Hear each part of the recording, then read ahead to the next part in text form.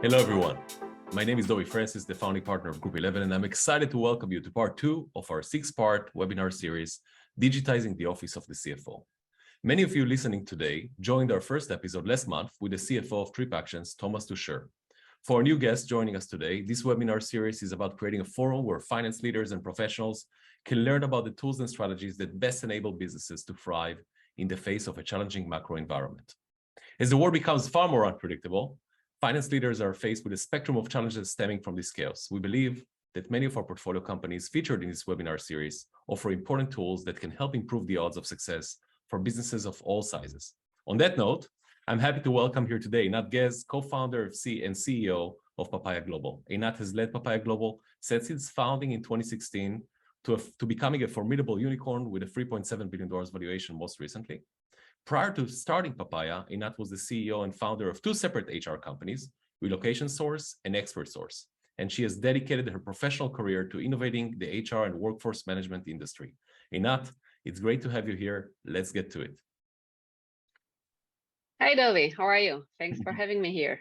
Good, it's a pleasure. Well, let's start with how you came into the problem of global payroll. Early in your career, you started a company called Relocation Source and another company afterwards you called Expert Source. I noticed a trend here with the source. What is it about the problem of global HR that you're aiming to solve and that you've dedicated most of your professional career to date towards this problem? Yeah, so I've been dragged to this industry, honestly, by my first work after the military service that was in a company that did multi-projects, mainly in developing countries, mainly in Africa. This is where I realized and kind of discovered the amazing world of expat at the time, relocation, and so on. And I always wanted to have my own company and to start a startup. It was early 2009 when I decided that I need to do my first move as an entrepreneur. It was not the best kind of timing to raise funds. Similar environment to today, maybe worse. And this is where I started my relocation kind of venture as a bootstrap company, a services company. At the time, understanding the gap, and I think that it's still the gap in this industry of global. The majority of the people that works in a company are doing the local, dealing with the things that are locally for them. And all of a sudden, something comes to the table and it's out of their sight. In the case of relocation, for example, this is, roughly a $500,000 to $1 million project in the organization. But if you ask them who is responsible for that, normally this is the admin in the organization.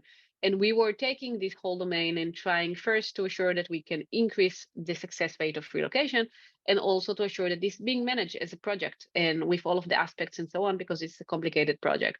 Then one day I got a phone call from Waze, a small company at the time. They asked me to assist with relocation to China because they were about to set up their operation in China. And I said, okay, this is interesting. Never been in this domain, in this country. And I start my journey in Asia really by exploring and understanding what's going on in there, or trying to understand why is it so difficult. And I realized this is a very fascinating world, which I mean, this is kind of the world where you don't know how complex it is until you are in the zone and you understand how complex and how different it is from anything else that you know.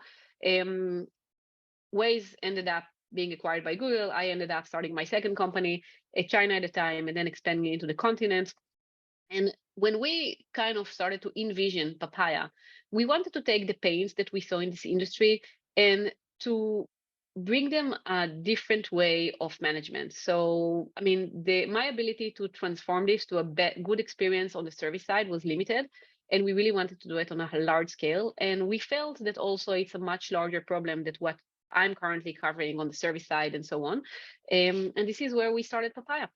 As the company kind of scales, take it from 2016 to today, what are some of the use cases that you see yourself solving and were actually surprised to solve throughout time? So I think that's the one that I'm the most surprised to solve is actually the payment thing. Because if you'll ask me 6 years ago, is Papaya is a payment company? I would say no, it's a payroll company. We are a part of the payroll cycle in the organization, which is complex enough, but everyone knows how to pay their employees. And I think this was kind of the first thing that we realized a few years ago, that solving payroll payments is a very big problem in the organization. It's probably, the same size of the payroll problem itself. And we spent a few years of researching, of understanding how to solve this by building partnership, by taking it internally and so on. So that was definitely the domain. And I mean, what we built recently is just really kind of a integrated solution between payroll and payment, because I think that the separation of them breaks things. And eventually, it's not enough to give you a very good data of payroll if you cannot process the funds and assure that everyone is happy and got the funds. I think that the world in the last 5 years got completely out of control on the payroll space. I think governments just realized that this is the most efficient way to enforce policy and to eventually kind of process taxes, because you get free labor, you get 100% liability, right? If a company mess up, they pay fines. And payroll over the years, mainly with COVID, the complexity increased significantly. So payroll is becoming a process, one of the most complicated process in organization, definitely the biggest liability, the biggest expense. And I mean, we couldn't see at the time, I mean, 6 years ago, the complexity that this would be increasing. Actually, I was a bit more optimistic. I thought that this is kind of more going to the gig economy approach, where things are going to be easier, because I think that, I mean, if you're making payroll very hard, it's eventually kind of also decreasing the success rates of small businesses in your country, right? So, I mean, you kind of have interest to make it easy to facilitate payroll. But in general, compliance and side by side with payments are the two things that surprised me most. Got it.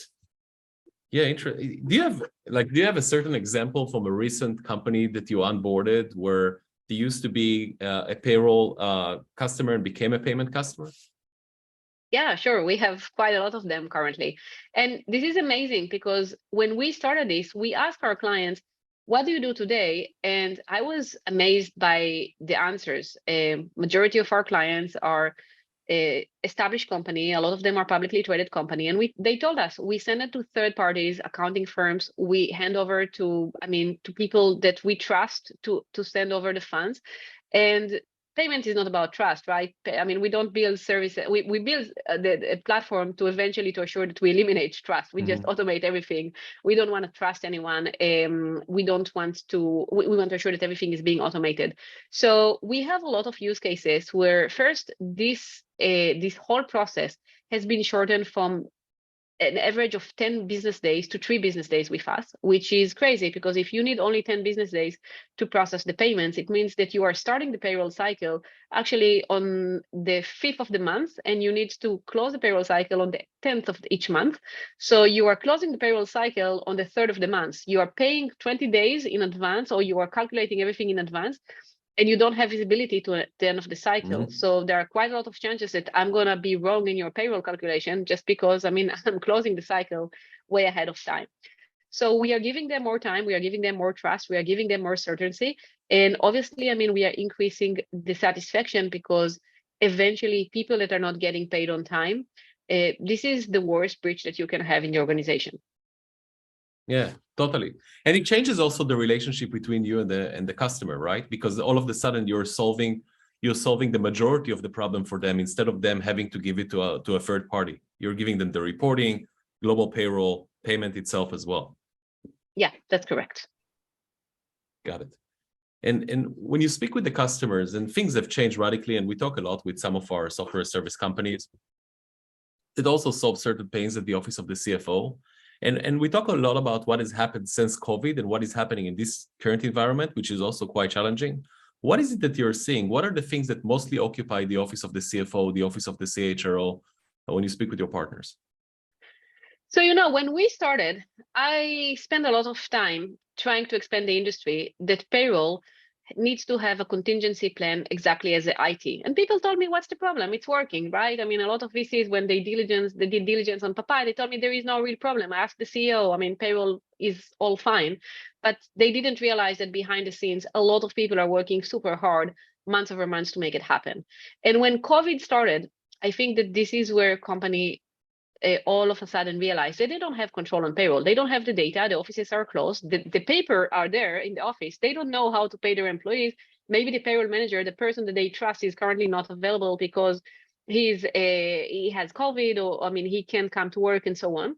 And this is, I think, we saw 2 major trends: digitalization of payroll and assuring that you have a contingency plan to payroll, because payroll cannot be a process that you have one or two person in the organization that can process it and nobody has access. I mean, you need to have a contingency plan. I would always say that if you have a problem in the organization, you will not have IT services, your mail is going to be down for 24 hours. It's going to be less worse than your payroll is going to be delayed in 24 hours. So we saw much more attention to contingency plan.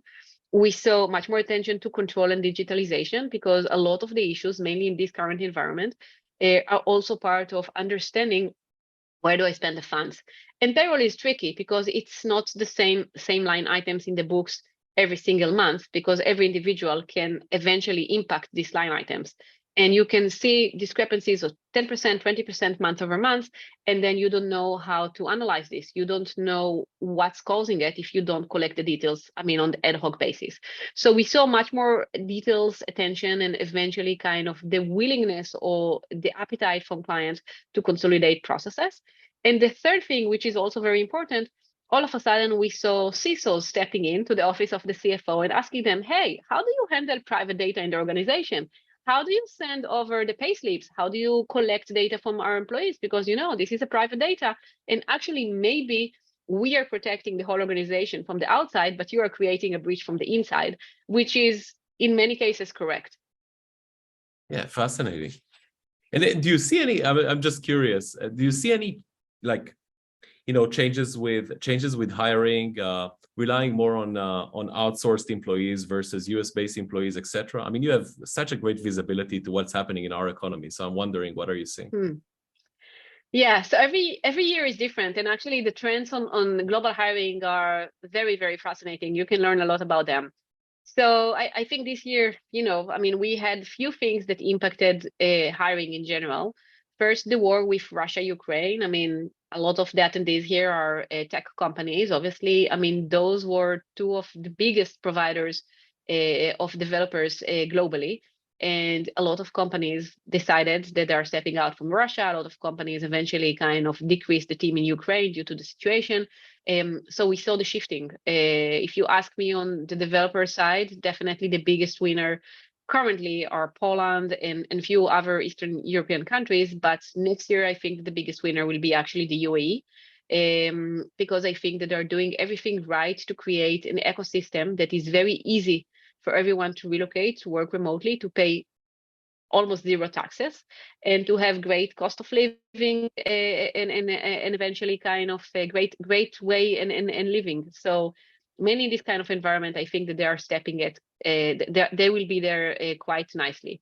Second, I mean, we also saw the pressure of moving quite expensive resources that also the cost has been increased quite drastically during 20 and 21 from the US and European countries to low-cost countries. So India, Philippines, Argentina, some other countries has been the winner in terms of clients asking themselves, do we need this team to be in the US? First, retention, honestly, currently in the US and in many Western countries is still quite low.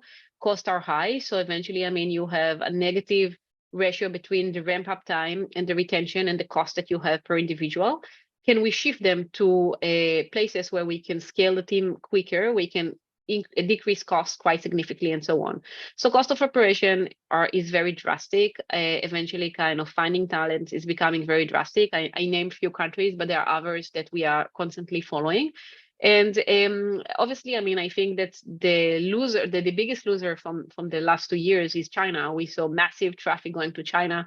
It stopped. It's kind of static. You don't see new kind of people or hiring in China. It's kind of static.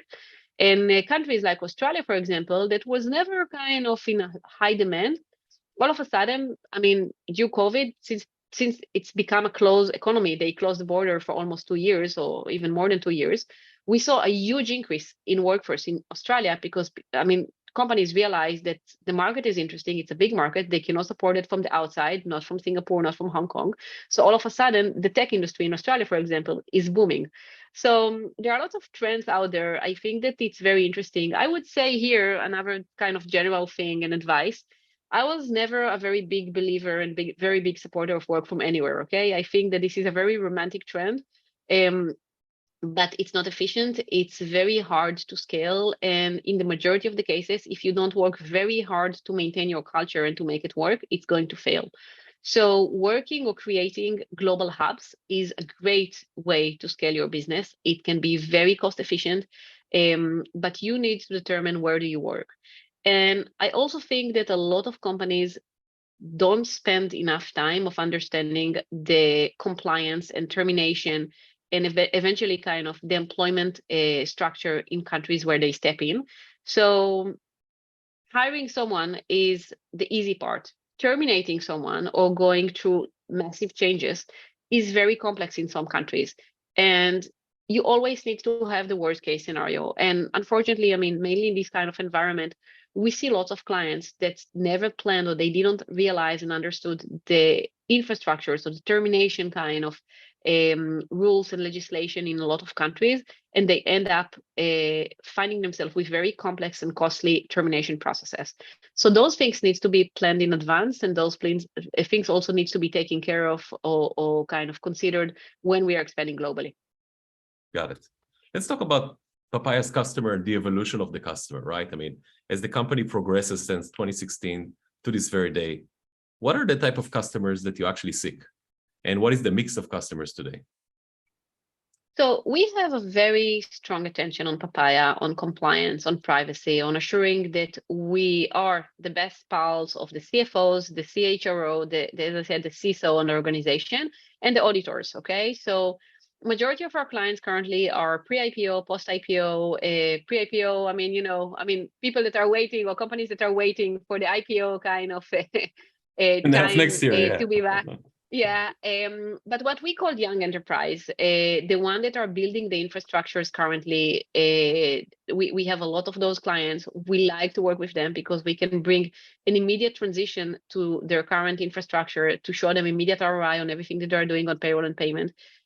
Normally, I mean, their abilities to kind of digitalize everything is quite quickly because they already have the mindset. We're also working with quite a lot of Fortune 500 clients and more mature enterprise clients, where we see that payroll is all over the place, is scattered normally. I mean, if you ask them, they have between 30 to 50 payroll providers globally. Just consolidating the data is 3 to 5 people jobs on an ongoing basis just to get this data out. So obviously in here, this is a bit more complex process, but we like this challenge. We are investing a lot this year to build very strong infrastructures with everything that eventually is feeding the payroll, like HRIS, like Workday, SuccessFactors, ERPs like NetSuite and SAP and others, and other tools, Expensify and commission management and so on, to assure that we can take all of the tools that are out there and instead creating processes over processes of compiling this data for payroll. They can do everything with Papaya. So generally speaking, currently our clients are mid-market to enterprise levels, normally hundreds of employees to thousands to tens of thousands of employees. And we are really building Papaya to assure that we can serve multinational large organizations. The payroll barrier of your ability to serve hundreds of thousands or tens of thousands of organizations, it's really different kind of structure and mindset. And this is where we are heading. Right. You know, we have a few founders on the call today as well. So I'll ask a question that is more towards kind of like the founders in the room versus the CFOs. Although I'm sure some of the CFOs will find it also quite unique and interesting. So when you think about kind of like how you're running the day-to-day operation, running the company, as the customer evolves, right? So you have your legacy customers, that one that came on board. The customers' demands evolve as they become more sophisticated. You're growing the company from being a product to becoming a large platform.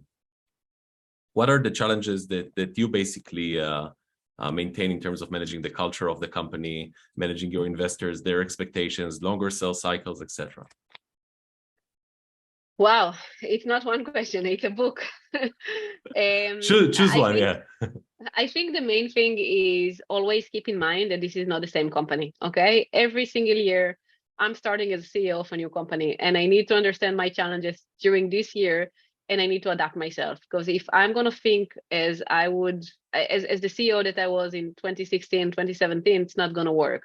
So first, I mean, what we are trying to do is always kind of assess what are the things that are currently working on specific scale, but they will break over time when we will increase the scale, when we will do tweaks over scale. Because I mean, there is no process that is immune. When we are designing a process internally, when you're designing a feature, it's always eventually, I mean, it has some functionalities. When you're growing, you need to ensure that the infrastructures are growing as well. I spend a lot of time there.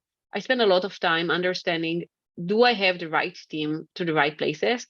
And what I like in Papaya is that we managed to develop a culture where it's not about personal ego, it's about the bigger picture and the bigger goal.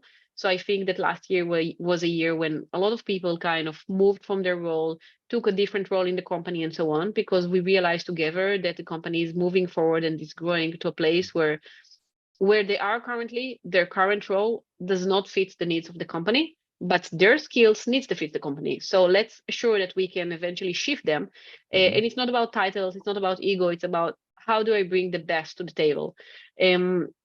This is where I spend most of my time. And culture is a very big thing. You know, we are a global company.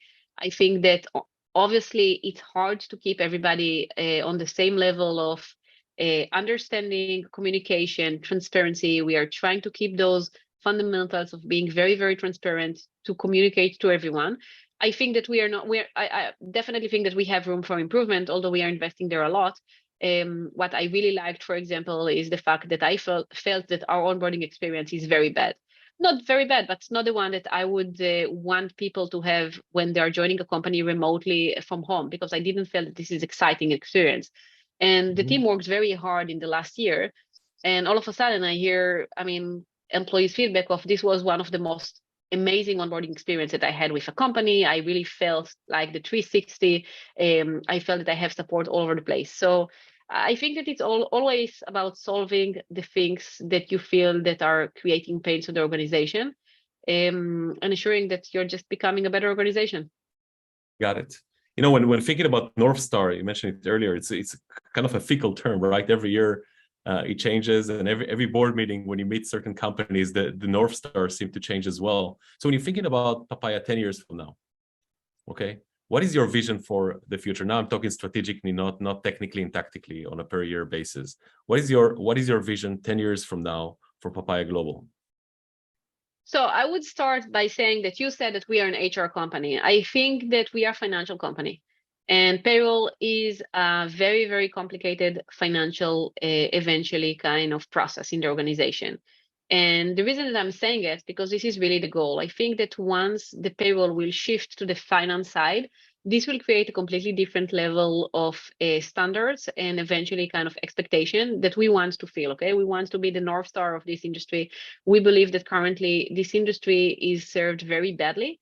And we just eventually want to assure that we are market leader, that Papaya can process payroll for any company, wherever they work globally, because this is just kind of what you need to have in the organization. So if you have Salesforce from one hand, NetSuite from the other hand, you'll have Papaya to be your kind of workforce management tool, because I think that eventually this whole fragmented industry where you have tons of different providers, tons of different chaotic environments where you don't know who is even working for you.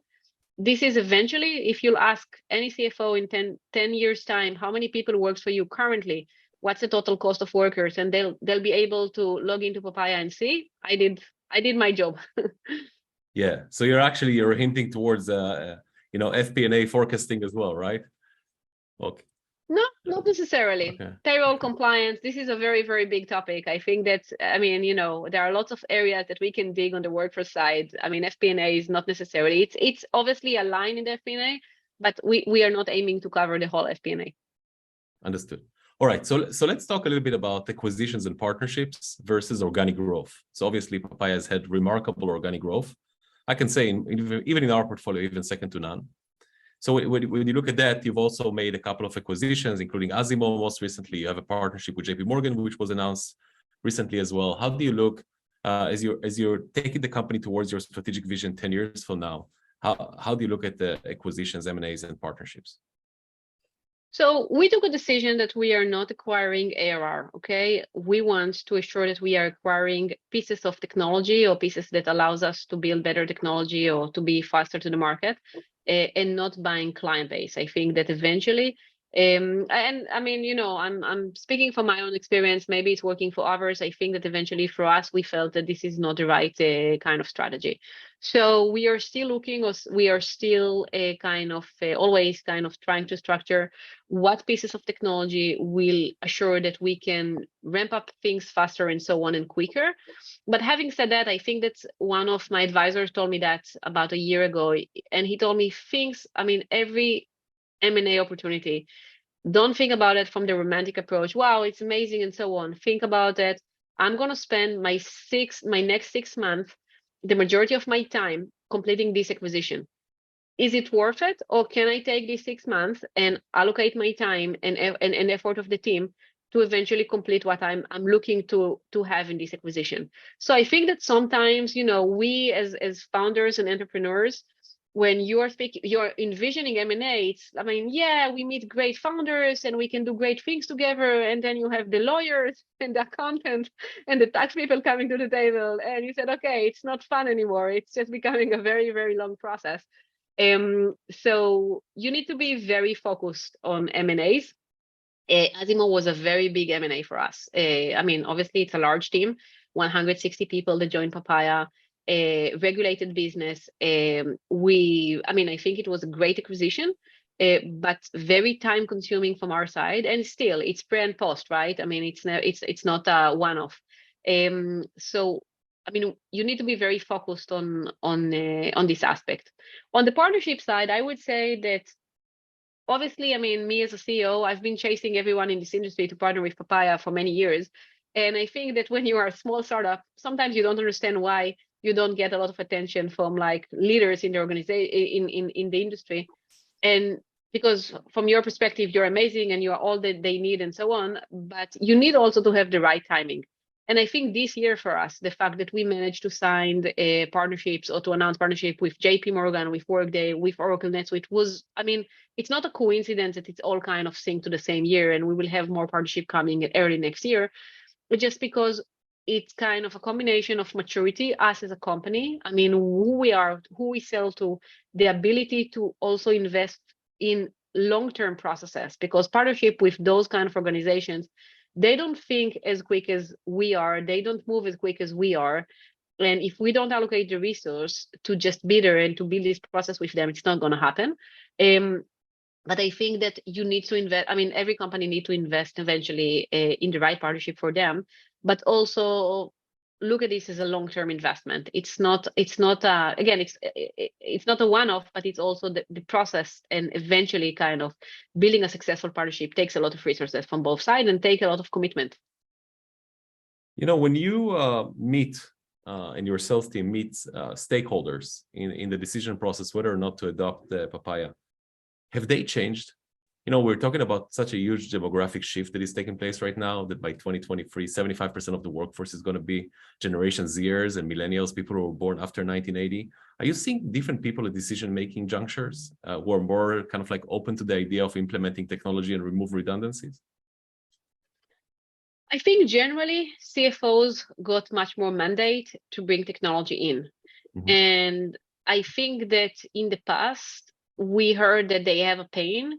They don't necessarily get the budget or the support from the organization to solve their problem. In our industry, as I said, I think that the best thing that happened for them is GDPR, because all of a sudden, this is not a payroll or finance problem. This is a privacy problem that they need to solve.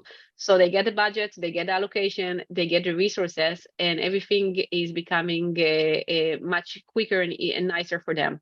But the second thing that definitely changed is the desire to consolidation. And I think it's a general desire on the tech and enterprise tech space, where you see more and more clients telling you, okay, I have this tool and this tool and this tool, but eventually I need to consolidate them. And I think here, generally speaking, everyone needs to invest and ensure that we can be part of the ecosystem that our clients use, because it's not, if you have multiple tools, or if an organization have multiple tools, it's becoming, I mean, the problem is just coming to their side from the other side. Now they have multiple resources and tools that they need to maintain. So 2 years ago, we didn't hear our clients saying we want to consolidate. It was, we have a problem in this specific area. Can you help us? Or can we do this with Papaya? Now it's, can Papaya do everything? So I think that this is a journey, or a start of a journey of consolidation, data, understanding better, and having more quality kind of process within the tools that you have in the organization.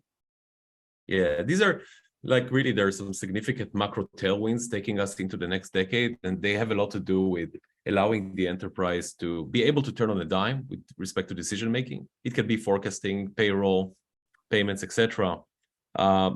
Some of it has to do with a zero growth environment in which we operate. I mean, essentially, we stop growing as economy. You can see it here in the Americas. You can see it in the growth of birth rate in the America, the growth of GDP here, and definitely in Europe, which is lagging behind the Americas in terms of birth rate. So implementing technology. I would share. Yeah. Sorry, I would share just a number that I heard today, and was crazy. I mean, to hear that eventually, like in Germany currently, the shortage of skilled employees already 40%. So it means that eventually they understand that they are currently lacking of 40% of skilled employees that they need internally in the country to serve their needs. So, and I think on the global side, this is fascinating, because eventually what will happen is that a lot of local jobs will be outsourced. So I would say that probably in 5 years' time, you will be speaking with a German company that they will be operating, the team will not be operating any longer from Germany. We see it, for example, I mean, a lot of service centers in France are operating from Morocco and other kind of French-speaking countries, because if you're lacking on skilled employees, you don't have any choice. I mean, that you just need to outsource them from other places. Mm-hmm. Yeah, you can see it definitely with engineers in the Americas. We have the US Census states that we need 2.45 million engineers by the end of next year, and which on an annual basis. And we train right now between all institutions, master's science degrees, bachelor degrees, and even boot camps. We train about 450,000 engineers on an annual basis in the Americas. So you have a huge shortage of skilled employees. Let's talk about the competitive landscape for a second. So you're reaching out to large enterprises today, pre-IPO companies that are Fortune 500, etc. What are you seeing in the competitive landscape? So Papaya is very unique in the competitive landscape, because we kind of step on few domains. We are stepping on the payroll side, on the EOR side, on the contractor side, and we are the only one that consolidated all. EOR is becoming a wild market. I would say that there are lots of offers out there. I think that free services are always something that I would be very careful of receiving, mainly in this domain, because it's a compliance service eventually. I mean, I would not choose a lawyer by being a offering me free services. So, I mean, EOR is a wild west. There are tons of companies that has been established in the last 2 years. And even just before the webinar, I received the name of a new one. I said, okay, I mean, another one to the game, which I think is, generally speaking, I think EOR has been heavily misused. I mean, I've been in this industry for 15 years now. EOR is a transactional service. I mean, company needs to operate on their own payroll. They need to build their infrastructures. EOR has a lot of disadvantage, mainly this kind of economy and so on. I think that companies need to be very, very careful of EOR promising them the moon. So, I mean, and EOR space is really wild, from Remote and Oyster and Deal and Omnipresent. And I mean, kind of the more established traditional players in the industry like Globalization Partners and Velocity and so on. And you name it, there are quite a lot of names out there.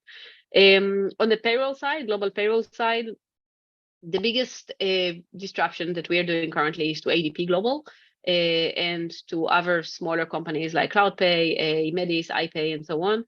We believe that eventually the biggest disruption that we are doing is just the ability to go live in one payroll cycle, while you'll need a year of implementation and onboarding to go live with any of our competitors, and obviously quite a lot of costly implementation process as well.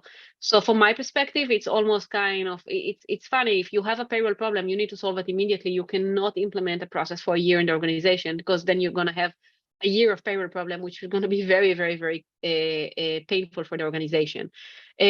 So this is what we disrupt eventually in terms of the payroll. Contractors is kind of all over the place. It really depends what you want to achieve. If you are only working on a kind of the gig economy, so definitely there are better solutions from Papaya. It can be Fiverr, it can be Upwork, it can be a Payoneer. I mean, depends what you need.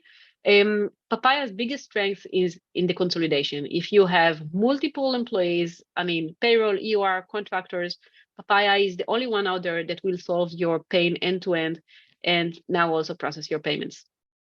All right. And with respect, how many employees do we have today at Papaya? Almost 800. Almost 800. Wow. Do you see, just a curious question, do you see, people claim that this generation is more spoiled than our generation. Do you see any changes in the way employees interact with the company nowadays, especially now that we're in the midst of what is a recession, at least technically? I think my biggest challenge during the last year was to have conversation with employees that could not understand why we asked them to come to the office, why we asked them to meet people in person. Okay. And honestly, I think that this is the biggest challenge. When people think that you can replace personal communication with emails, with text, with Slack messages, this is not the same. First, messages does not read the same. So I think that the biggest culture differences is actually in written communication, because when you see a face and he's smiling, I mean, majority of the culture differences are gone. So I think this is the biggest challenge. As I said, I was never a big believer of work from anywhere, and this is the main reason. I think that you don't need to come to the office every day for sure, but you need to interact with people that you work with, clients, your colleagues to work, your managers, and so on. And I think that also people underestimate how it's impact their development, their career development. So it can be okay if it's a transactional job. I mean, you don't have any aspiration and so on. Maybe you can do it remotely. I don't think that you will find one case that you'll show me that somebody worked fully remote and has been promoted in the organization. I mean, and has been named as the star of our organization. Yeah, no, I agree with you. I was looking yesterday at a Zoom conversation I've held with Ariel in May of 2020. So back then they promised us that the mortality rate is around 10%, and we talked about work from home because the headlines were screaming, Twitter is working remotely, Google is working remotely indefinitely, and his claim, and I very much agree. I'm in your camp and his camp. His claim was it will never work. The moment a single salesperson goes and closes a deal by face-to-face interaction, then of course everybody else will get back to work, and that's exactly what we're seeing nowadays. So definitely in agreement. By the way, to those who are listening to us, if there are any questions for Eynat, you can throw them into the chat box. We'll try to respond to them in the next couple of minutes before we adjourn our conversation here. I'll give 1 minute to people kind of like to type their questions. And Eynat, while people are doing that, here's a tricky question for you. What is a question that nobody is asking you in those types of webinars that you would like to talk about, actually? People ask me everything. I don't know. I don't have any secrets from the world, I feel. So I don't know, honestly. Did you find any recent question, like super surprising and unexpected? One of those, I saw you on Money 2020, etc. But you've been appearing all over the world, it seems. Has there been any interview or a webinar where somebody kind of like asked you a question when you were like, oh, this is extremely thought-provoking, I should definitely address it?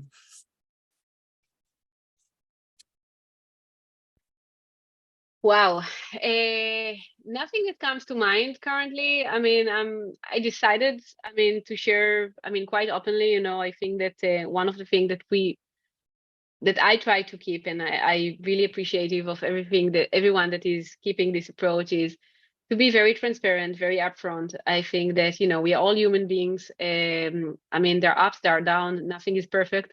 So I don't know. I don't have a question in mind that comes that, was very provocative or something that okay.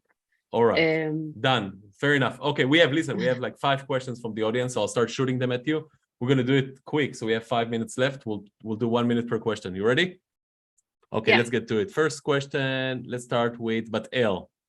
What is the biggest advantage of using Papaya that cannot be replaced, in your opinion? That cannot be replaced? That's just the immediate, the efficiency and the ability to see everything all at once and save tons of hours if you are processing payroll. I mean, you love us from the very first day. Okay, done deal. All right, next up, one of our limited partners, Roxanne Gugin, who also happens to be our, she's not a full-time with us, but she's our chief futurist. She's our go-to lady when we start thinking about trends in 20, 30 years from now. So here's the question. Payroll is saturated.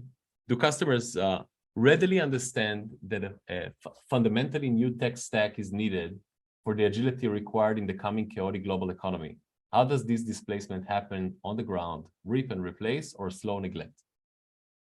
Well, this is not a quick question. I can. You want me to read it again, or no, you got it? I said, I mean, in terms of answer, yeah, I mean, I think that there is no one answer. I mean, honestly, payroll and definitely global payroll is chaotic. I mean, there is no one environment that we that we step in and it's the same.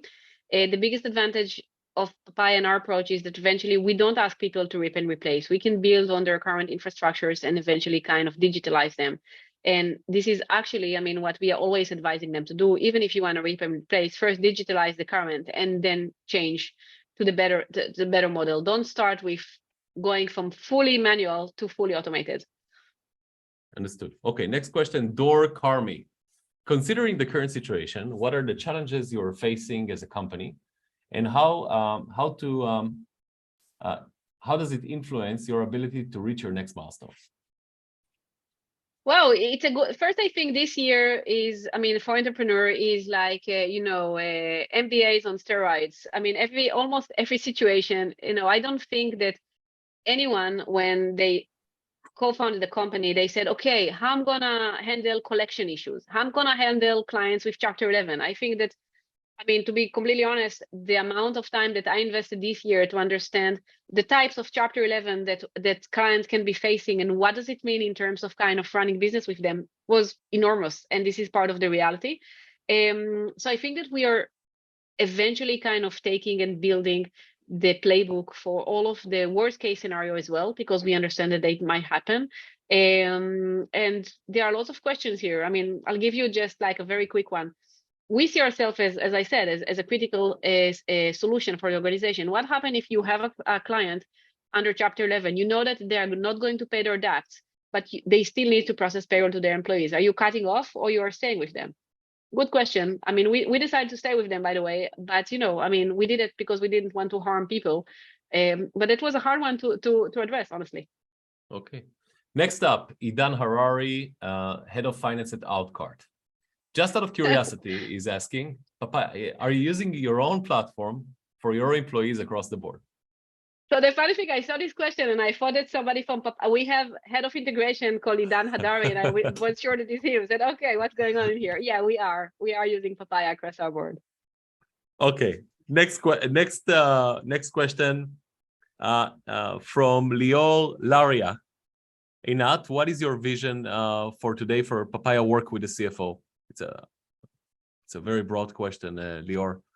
Let's move to the next question because I'm not sure I fully understood the question. Joy Zaiden is asking, with respect to M&As, do you think that ultimately it was worth it with Azimo, and did it benefit the company? I think you've mentioned earlier that it does, and we'll settle for that. Yes, definitely. Next question, anonymous attendee is asking, do you think there is a synergy with other financial services for a global payroll company? Do you think there is a synergy with other financial services for a global payroll company? That's the question. You were cutting out a bit. I'll repeat the question. Do you think there is a synergy with other financial services? Yeah, we have a lot of synergies with other financial services company. Yeah, you want to give a couple of examples? We mentioned JP Morgan earlier, but other examples as well within your stack? Eventually, there is a lot of synergy, obviously. I mean, from a finance perspective, expenses, commission management, ERP solutions, time and attendance, FP&A. I mean, budgeting, I mean, on workforce budgeting and so on. So there are quite a lot of synergies with quite a lot of aspects in this industry. Yeah. Equity, I can continue. There is a long list. Okay, let's do one last question. All right. Anonymous attendee is asking, what is your personal North Star as a CEO? You clearly built an amazing business from scratch. What motivates you to get up in the morning and put in long hours? Long hours. I love, honestly, I mean, Papaya is my eldest child, and I think that everybody knows me knows that I'm very sensitive to Papaya. I just think that eventually I have two main goals. First is to leave a mark on the business side, but also I think that Papaya gives me personally the opportunity to also do amazing things that I can achieve. I invest a lot of time on diversity. I invest a lot of time on initiatives that are related to disabilities and eventually bringing more and more people to the workforce field. Because as you mentioned, from one hand, there is a shortage. From the other hand, I don't think that currently we utilize everyone that can be utilized in this industry. So, I mean, personally thinking, or personally for me, I mean, this is a very, very important thing on my agenda. Yeah, remarkable. And I've seen your name as investor in quite a few press releases coming from companies, including companies that have minority founders, female founders, etc. So yeah, definitely. All right, so we're gonna wrap this thing up. Thanks, Eynat, for joining us today, and thank you all of you who decided to join us and spend time with us. For those who are interested in connecting with Papaya Global, please reach out to Lian Kimia, lian@group11.vc, or to Eynat and her team directly. Otherwise, our next discussion is going to be in the new year, January 17th, with Sarah Spoja, the CFO of Tipalti. We'll be discussing how CFOs are achieving cash flow resiliency and solving their financial talent crisis. Thank you, and we'll see you in January. Thanks so much, Eynat. It was a pleasure. Thank you.